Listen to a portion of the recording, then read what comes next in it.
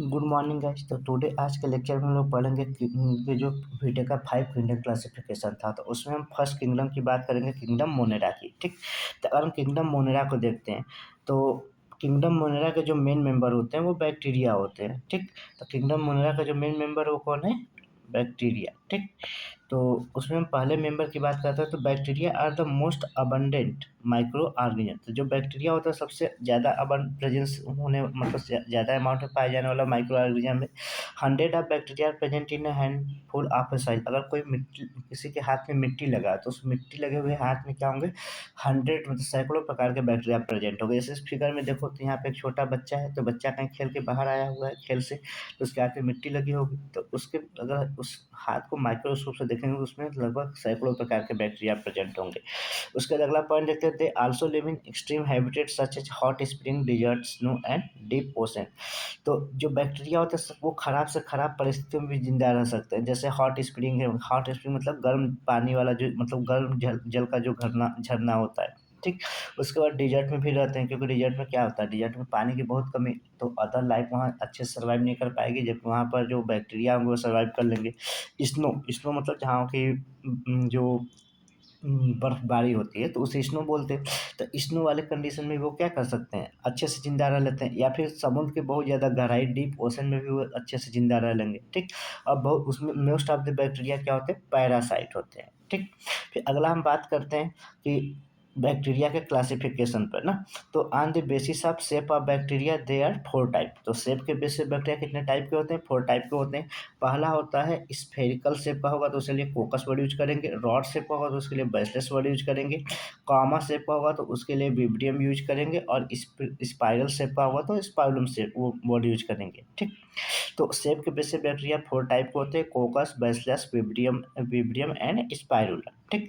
अगर हम जैसे यहाँ पे देखो फिगर में, तो डिफरेंट टाइप का शेप के बैक्टीरिया दिखाई दे रहे हैं, तो इसके अंदर भी इसकी सब नेमिंग होती है। जैसे अगर बहुत सारे इस कोकस बैक्टीरिया मिलकर एक चेन लाइक स्ट्रक्चर बनाएंगे तो वहाँ पर स्ट्रेप्टो कोकस वर्ड यूज करेंगे। और बहुत सारे अगर कोकस बैक्टीरिया जो होते हैं मिल करके अगर बंच ऑफ ग्रेप मतलब अंगूर के गुच्छे जैसा शेप बनाएंगे तो उसके लिए स्टेफाइलोकोकस वर्ड यूज करते हैं। ठीक।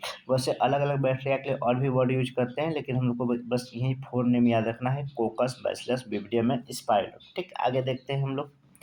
ठीक। तो अगला बात करते हैं कि किंगडम मोनेरा के और कैरेक्टर के बारे में देखते हैं। तो bacterial structure is very simple but they are complex in behaviour. तो जो बैक्टीरिया का स्ट्रक्चर होता है वो काफ़ी सिंपल ही होता है, मतलब उसके अंदर बहुत ज़्यादा सेल ऑर्गन प्रेजेंट नहीं होंगे, कॉम्प्लेक्स स्ट्रक्चर नहीं होगा बहुत ज़्यादा, लेकिन उनका जो बिहेवियर होता है वो काफ़ी कॉम्प्लेक्स होता है ना। तो उनका मतलब कि बाकी जैसे कि जो मेटाबॉलिक और उसके अंदर बहुत तरह की मेटाबॉलिक डाइवर्सिटी प्रेजेंट होती है, मतलब वो बिहेवियर कॉम्प्लेक्स मतलब कि उनके अंदर जो मतलब कि रिएक्शन चलते हैं वो काफ़ी कॉम्प्लेक्स रिएक्शन होते हैं। ठीक। उसके अलावा उनके अंदर मतलब बैक्टीरिया के अंदर बहुत different type of metabolic diversity present होती है। जैसे कुछ होते हैं ऑटोट्रॉफिक, कुछ होते हैं हेटेरोट्रॉफिक। ठीक। ऑटोट्रॉफिक में भी कुछ कीमोट्रॉफिक होंगे, कुछ फोटो ऑटोट्रॉफिक होंगे। तो इस कारण सम बैक्टीरिया आर ऑटोट्रॉफिक। ठीक। कुछ बैक्टीरिया ऑटोट्रॉफिक होते हैं। ऑटोट्रॉफिक मतलब कि जो इनऑर्गेनिक सब्सटेंस का यूज करके अपना फूड खुद से बना ले। ठीक। उसे हम ऑटोट्रॉफिक बोलते हैं। और मेजॉरिटी ऑफ बैक्टीरिया जो तो वो हेटेरोट्रॉफिक होते हैं। ठीक। तो वो अपना फूड खुद से सिंथेसाइज नहीं करते हैं, बल्कि वो क्या करते हैं, दूसरे ऑर्गेनिज्म के ऊपर डिपेंड रहते हैं। ठीक। जैसे डेड ऑर्गेनिक मैटर के ऊपर रहेंगे अपने फूड के लिए। ठीक। तो मतलब बैक्टीरिया जो होते हैं, कुछ बैक्टीरिया ऑटोट्रॉफिक होता है, लेकिन most of the bacteria heterotrophic होते हैं। ठीक। फिर अगला अगर बात करते हैं क्लासिफिकेशन की, तो बैक्टीरिया है, तो बैक्टीरिया को 2 क्लास में डिवाइड किया गया है, आर्के बैक्टीरिया एंड यू बैक्टीरिया। फिर आर्के बैक्टीरिया के कौन कौन से मेंबर होते हैं, तो हाइलोफाइल्स, थर्मो एसिडोफिल्स एंड मेथेनोजेंस। ठीक। ये 3 बैक्टीरिया मतलब 3 में होते हैं। जो हाइलोफाइल्स किसको बोलते हैं, तो ऐसे बैक्टीरिया जो कि साल्टी हैबिटेट में रहते हैं ना, उसे हम लोग हेलोफाइल्स बोलते हैं। थर्मो एसिडोफाइल जो हॉट स्प्रिंग में प्रेजेंट होते हैं। और मेथेनोजेंस जो होते हैं जो कि काऊ डंग में, या फिर उसके बाद जो जो मतलब हर्बिवोरस एनिमल्स होते हैं उनके मतलब कि उनके एलिमेंट्री कैनाल में प्रेजेंट होते हैं। ठीक। फिर यू बैक्टीरिया की बात करते हैं, तो यू बैक्टीरिया में 2 आएंगे, ऑटोट्रॉफिक एंड हेटेरोट्रॉफिक। ऑटोट्रॉफिक की बात करेंगे तो एक होगा फोटोसिंथेटिक ऑटोट्रॉफ और दूसरा होता है कीमोसिंथेटिक ऑटोट्रॉफ। और हेटेरोट्रॉफिक की बात करेंगे तो एक होते हैं पैरासिटिक और दूसरे होते हैं सैप्रोफिटिक। ठीक। तो एक एक करके हमको सब पे बात करनी है। ठीक। तो पहले हम बात करते हैं किंगडम मोनरा में यू बैक्टीरिया की ना। तो फोटोसिंथेटिक ऑटोट्रॉफ जो यू बैक्टीरिया में हम पहले बात करने वाले हैं साइनोबैक्टीरिया, ठीक। तो साइनोबैक्टीरिया जो होते हैं फर्स्ट ऐसे बैक्टीरिया थे या फर्स्ट ऐसे ऑर्गेनिज्म थे जिसमें कि फोटोसिंथेसिस का स्टार्ट हुआ था। तो फोटोसिंथेटिक साइनोबैक्टीरिया जो होते हैं फोटोसिंथेटिक ऑटोट्रॉफ्स होते हैं ना। तो they have chlorophyll a similar to that of green plant. तो साइनोबैक्टीरिया के अंदर जैसे ग्रीन प्लांट में क्लोरोफिल ए प्रेजेंट होता है, उसी के सिमिलर इसमें भी एक क्लोरोफिल ए प्रेजेंट होता है, ठीक। तो साइनोबैक्टीरिया को और हम क्या बोलते हैं, साइनोबैक्टीरिया को कॉमनली ब्लू ग्रीन एल्गी बोला जाता है, ठीक। मतलब देखो ब्लू ग्रीन एल्गी नाम है, लेकिन ये एल्गी नहीं है, ये इसकी जो सेल होती है वो प्रोकैरियोटिक सेल होती है। तो साइनोबैक्टीरिया ब्लू ग्रीन एल्गी को हम ब्लू ग्रीन एल्गी बोलते हैं, लेकिन ये रियल एल्गी नहीं है। और उसके बाद आगे बात करते थे, जो यू बैक्टीरिया होते हैं वो उनका मतलब शेप के बेसिस पर डिफरेंट टाइप्स के होते हैं। ये यूनिसेलुलर हो सकते हैं, कॉलोनियल हो सकते हैं, फिलामेंटस हो सकते हैं, ठीक। या फिर मैराइन होंगे या टेरेस्ट्रियल, कि मल्टी सेलुलर नहीं है इसमें। देखो आपसे लिखा है तो ध्यान दें, यूनिसेलुलर होगा, कॉलोनियल होगा, फिलामेंटस होगा, मैराइन होगा या फिर टेरेस्ट्रियल एल्गी होंगे ना। टेरेस्ट्रियल मतलब जो जमीन में पाए जाते हैं, मैराइन मतलब जो समुद्र में पाए जाते हैं, यूनिसेलुलर मतलब एक कोशिका से बना हुआ, कॉलोनियल मतलब जो ग्रुप में हो, ग्रुप ऑफ सेल, और फिलामेंटस मतलब धागे जैसा हो, ठीक। तो the colony are generally surrounded by gelatinous sheet. तो इनकी जो कॉलोनी होती है वो उनके मतलब बाहर एक म्यूकोपॉलीसेकेराइड की बनी हुई एक लेयर होती है, चिपचिपी सी लेयर होती है, जिसे हम लोग जिलेटिनस शीट बोलते हैं, ठीक। जो कि उसको एक्वस इन्वायरमेंट से प्रोटेक्ट करता है, ठीक। तो they often form bloom in polluted water body. तो ये क्या करते हैं कि ये पॉल्यूटेड वाटर बॉडी में ब्लूम का फॉर्मेशन करता है। ब्लूम फॉर्मेशन मतलब कि कोई मान लो कोई पॉल्यूटेड वाटर बॉडी है तो उसके अंदर न्यूट्रिएंट्स बहुत ज़्यादा होंगे, न्यूट्रिएंट्स बहुत ज़्यादा होंगे तो उसमें क्या होगा कि जो एल्गी होगा या फिर जो साइनोबैक्टीरिया होगा उनका ग्रोथ बहुत तेजी से होगा, ठीक। Some of them often some of them fix atmospheric nitrogen in specialised cell called heterocyst. तो जो फिलामेंटस जो स्ट्रक्चर होता है इसके अंदर कुछ स्पेशल टाइप के सेल्स प्रेजेंट होते हैं जिसे हम हेटेरोसिस्ट बोलते हैं, ठीक।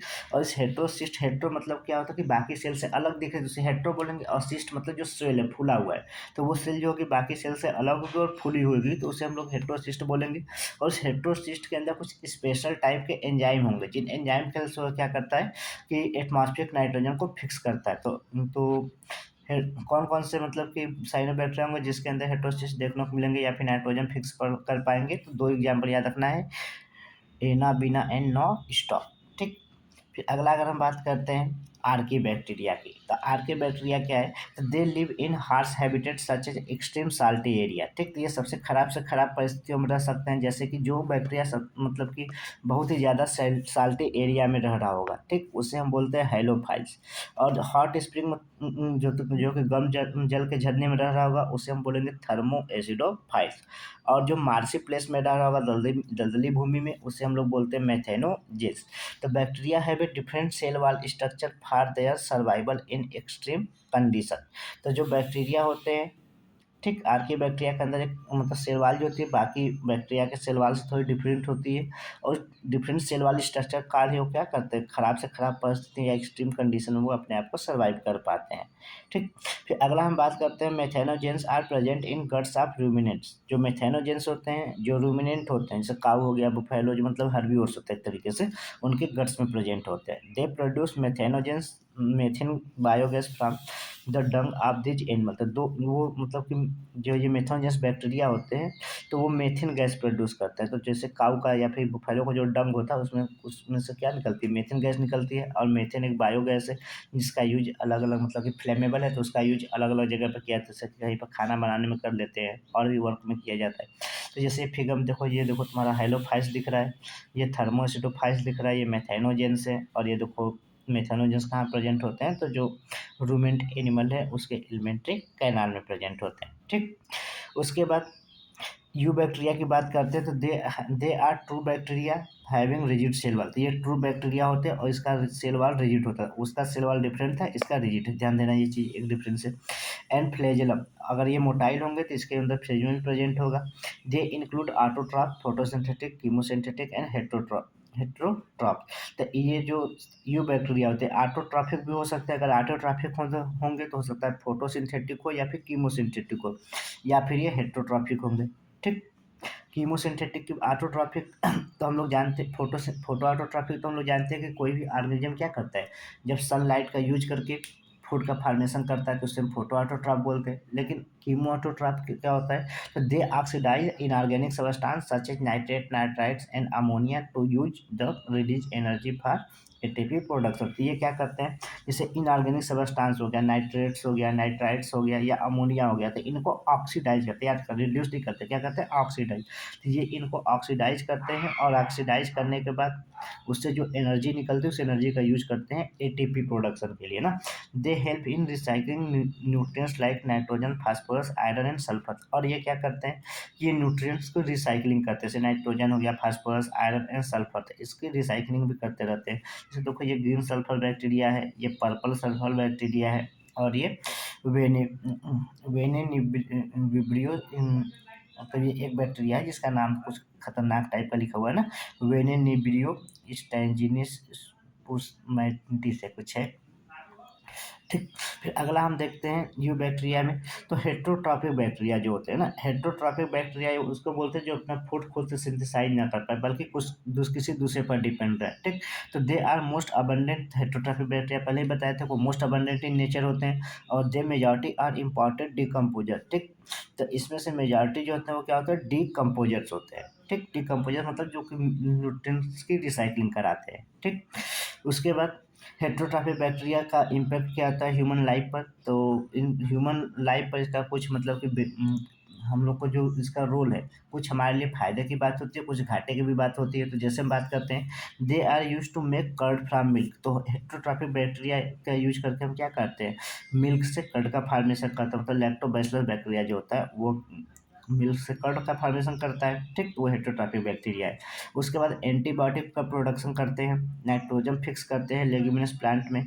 उसके बाद कुछ पैथोजेंस होते हैं, पैथोजेंस मतलब जो बीमारियां कराते हैं, जैसे cholera, typhoid, tetanus, citrus canker. तो ये जितनी बीमारियां होती हैं ना, ये सब बीमारियां बैक्टीरिया के कारण होती है, ठीक। तो जैसे देखो बैक्टीरिया रिप्रोड्यूस, अगर रिप्रोडक्शन की बात करते हैं बैक्टीरिया में रिप्रोडक्शन कैसे होता है, ठीक। तो bacteria reproduce mainly by fission, तो अगर उनमें रिप्रोडक्शन की बात करें तो उनमें जो रिप्रोडक्शन मेनली होता है वो किसके कारण होता है, फिजन के कारण होता है, ठीक। तो बैक्टीरिया में रिप्रोडक्शन किसके कारण होता है, मेनली फिजन के कारण होता है, ठीक। और उसके बाद अगला बात करते हैं कि under unfavourable condition they produce spore. अगर अनफेवरेबल कंडीशन है तो अनफेवरेबल कंडीशन में इनमें मतलब कि स्पोर का फॉर्मेशन होता है ना। और स्पोर फॉर्मेशन मतलब कि पहले उसके ऊपर एक थिक वाल बनेगा, वाल के अंदर ही सेल का न्यूक्लियस कई बार डिवाइड होगा, उसके अंदर मल्टी सेलुलर स्ट्रक्चर बनेंगे, और जब फेवरेबल कंडीशन आएगा तो बस्ट करेगा, और बस्ट करेगा तो सब सेल क्या होंगे जो अंदर बने थे वो बाहर आ जाएंगे, ठीक। और हर एक सेल से नया ऑर्गेनिज्म बन जाएगा।